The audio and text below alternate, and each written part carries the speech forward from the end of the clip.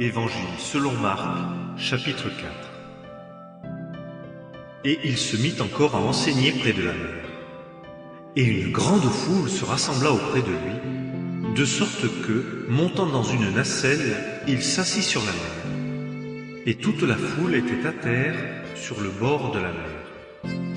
Et il leur enseignait beaucoup de choses par des paraboles, et il leur disait dans son enseignement: Écoutez, voici, un semeur sortit pour semer.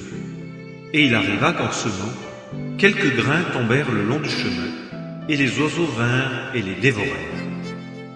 Et d'autres tombèrent sur les endroits rocailleux, où il n'avait pas beaucoup de terre, et aussitôt ils levèrent parce qu'ils n'avaient pas une terre profonde, et quand le soleil se leva, ils furent brûlés, et parce qu'ils n'avaient pas de racines, ils furent séchés. Et d'autres tombèrent dans les épines, et les épines montèrent et les étouffèrent, et ils ne donnèrent pas de fruits. Et d'autres tombèrent dans la bonne terre, et donnèrent du fruit, montant et croissant, et rapportèrent l'un 30, et l'un 60, et l'un 100. Et il dit: Qui a des oreilles pour entendre, qu'il entende. Et quand il fut en particulier, ceux qui étaient autour de lui, avec les 12, l'interrogèrent touchant la parabole. Et il leur dit: À vous, il est donné de connaître le mystère du royaume de Dieu. Mais pour ceux qui sont dehors, toute chose se traite par des paraboles, afin qu'en voyant, ils voient et n'aperçoivent pas, et qu'en entendant, ils entendent et ne comprennent pas, de peur qu'ils ne se convertissent et que leurs péchés ne leur soient pardonnés. Et il leur dit: Ne connaissez-vous pas cette parabole? Et comment connaîtrez-vous toutes les paraboles?